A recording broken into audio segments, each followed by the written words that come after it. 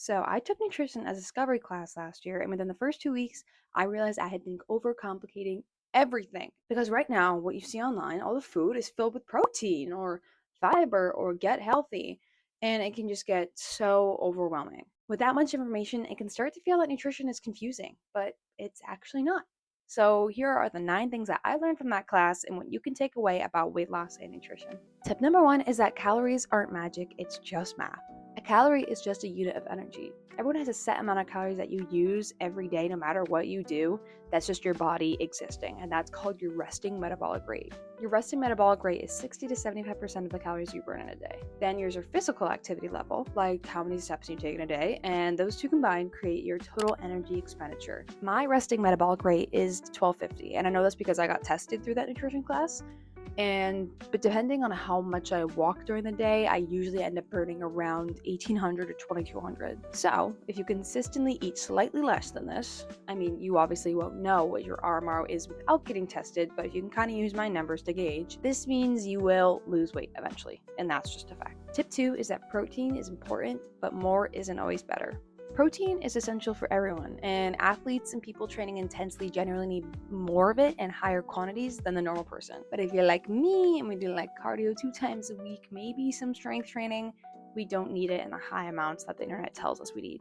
If you're trying to maximize muscle growth and training intense, then sure, yeah, you definitely need a lot of protein to repair your muscles because that's one of protein's main job. But the average person is really recommended to have 10 to 35% of their daily calories go towards protein. Another good rule of thumb is at 0.8 grams per kilogram of body weight. So you can do the math. And also, the thing is, more isn't always better because protein is still calories. So if you're trying to be in a calorie deficit and lose weight, may not work out because you're just eating too much protein when you need a more balanced diet. Carbs are actually the most important energy source you need in your diet.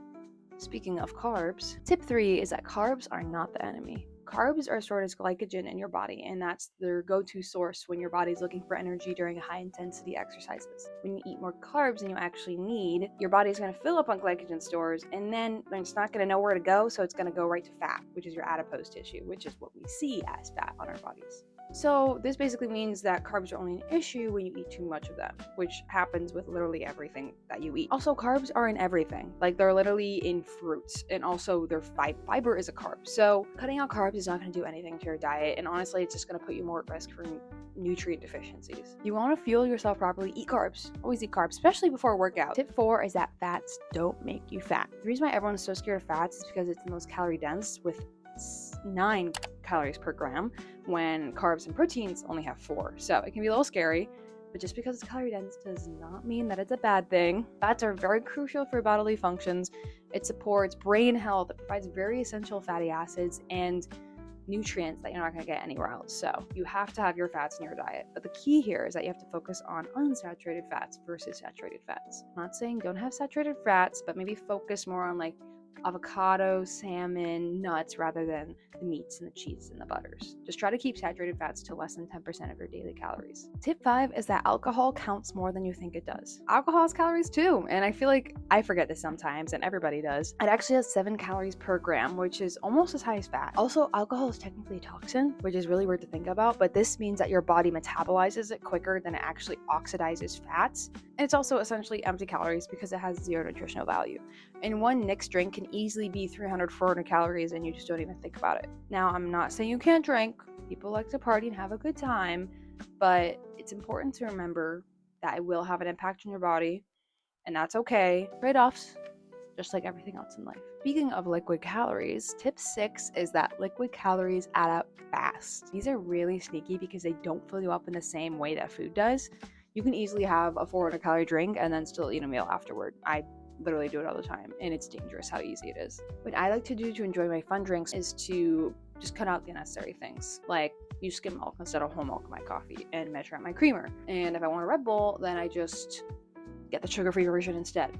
It's not that you can't have these things, it's just all about awareness and knowing what's going into your body and maybe thinking twice. Tip 7 is that staying full is a strategy. Not all calories fill you up equally, which I think is kind of stupid, but whatever. Protein and fiber, which is a type of carb, are the most filling ones out of all of them. Protein increases satiety in a handful of ways. It reduces ghrelin, which is your hungry hormone. It also increases other fullness hormones, and it burns the most calories in order to digest it. Fiber, on the other hand, is really hard to digest. Your enzymes in your stomach struggle a bit more since the fiber is like linked in a weird way, so it's going to stay in your system longer and keep you fuller for longer. By combining protein and fiber, you get really satisfying meals. Some good examples, maybe yogurt and berries, eggs and fruit, a salad with chicken. Also, if you add in water heavy foods like veggies, that'll keep you full for longer as well, because that means they're high volume.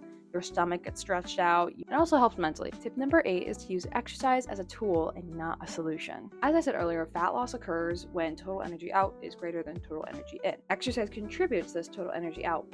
But remember that most calories are burned in that resting metabolic rate I told you about. That's just your body existing. And then at that portion, other portion, planned workouts are only 5 to 15% of that. So working out does not burn as many calories as you think it does. Working out will not be an end all be all. It will help you, but it's not going to be the reason why you lose weight. This doesn't mean that exercise does not matter. I encourage exercising. It is great for your heart health, your muscles, your brain, everything. If you do want to work out to lose fat, focus on just moving in general a lot more and maybe some strength training.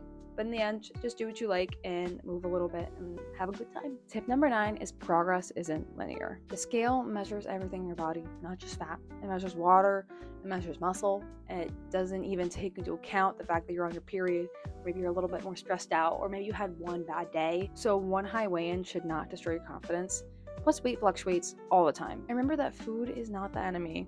Food allows your body to function, to flourish, to think, to work, to educate yourself.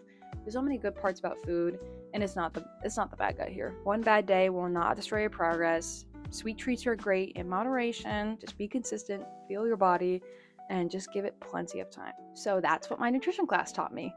Nothing crazy, just awareness and consistency. I hope this video helped you feel more in control of your body, and if you have any questions for me, let me know. I'm not a nutritionist by any means, but I'm just a girl who took one class. Thank you for watching, and stay tuned for the next video.